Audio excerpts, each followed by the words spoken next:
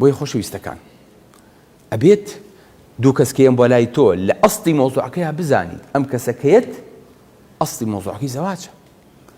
لە زەواجیشە ئەسڵی مۆزوعەکەی مناڵە كابرايا ولا بيغمري خوا صلى الله عليه وسلم قال يا رسول الله إني أصبت امرأة ذات حسب وجمال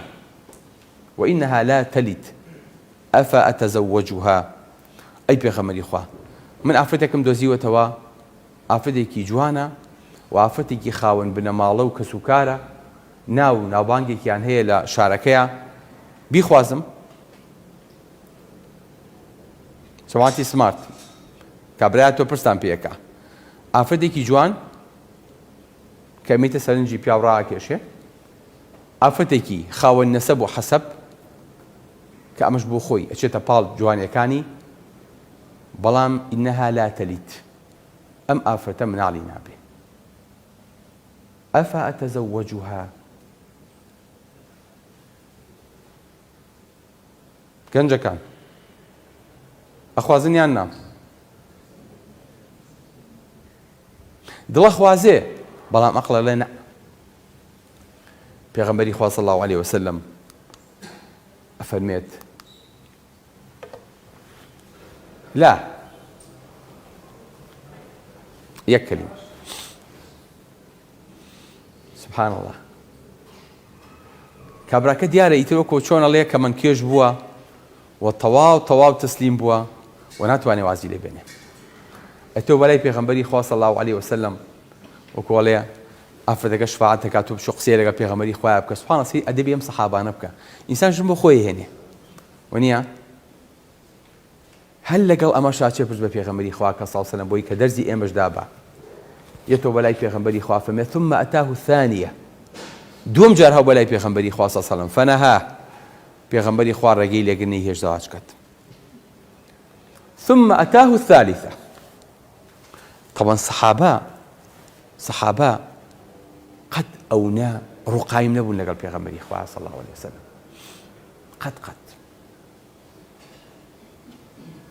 جاري كان صحابيك يك ألقي آتون لذا سيايتي بيغمبري إخوة صلى الله عليه وسلم بيني ألقيكي آتون لذا سي بياوي كايك آتون بو بياو حرامة داري هيني وفريدة فما أما لبياواني أمتكم حرامة دوای کە پێغەمبەری خوا صلی الله علیه و سلم هەڵەست تەبەن سەحابەکە بێدەنگە ئاڵتونیش لەو کاتەیە ئاڵتون بووە قیمەت بووە خەڵک نان نەبووە بیخوا دوای سەحابەکان کە پێغەمبەری خوا ئەڕوات ئەنگوستیلەکە هەڵەگرنەوە دیارە ئەنگوستیلەیەکی زەق و گەورە و جوان بووە ئەیدەنەوە ئەڵێن بۆ خۆت ئیسفادی لێ بکە ئەفەرمێ قەسەم بەخوا شتێک هەڵناگرمەوە کە پێغەمبەری خوا فڕی دابێ دەست ناباتەوە بە ئاڵتونەکە هیچ بەجێ ئەڵێ چۆن فڕێدراوە هەراوی کە پوشێکی لە دەساکەوت بێ سەحابەیە سێ جار بێتەوە بەلای پێغەمبەری خوا صلی الله علیه و سلم بڵێ ئەی پێغەمبەری خوا بیخوازم کە دوو جار پێوتوە نە ئەجا پێغەمبەری خوا ئالێرە نەیە ئەزانێ ئەم پیاوەشتا تێنەگەیشتووە لە مەفهومەکە ئەزانێ ئەم پیاوە بەچی ئەم گەنجە چۆن بیرەکاتەوە ئەم گەنجەی سە کشتێکی جوانی دۆزیوەتەوە مەجالی ئەوەی نییەتە لی دوورکەوێتەوە هەموو گفتێکیان ناوە هەموو قسەیەکیان کردووە وەکوڵە تەواو کەمەندکێشی یەکتری بوون پێغەمبەری خوا صلی الله علیه و سلم فەرمێ لەم ئەجد للمتحابین إلا النکاح ئەو إلا الزەواج من هیچ شتێ بۆ دوو خۆشەویست شک نابم إلا زەواج و کۆبوونەوە نەبێ کە دوو کەس یەکتریان خۆشویست إلا ئەبێ زەواج کەن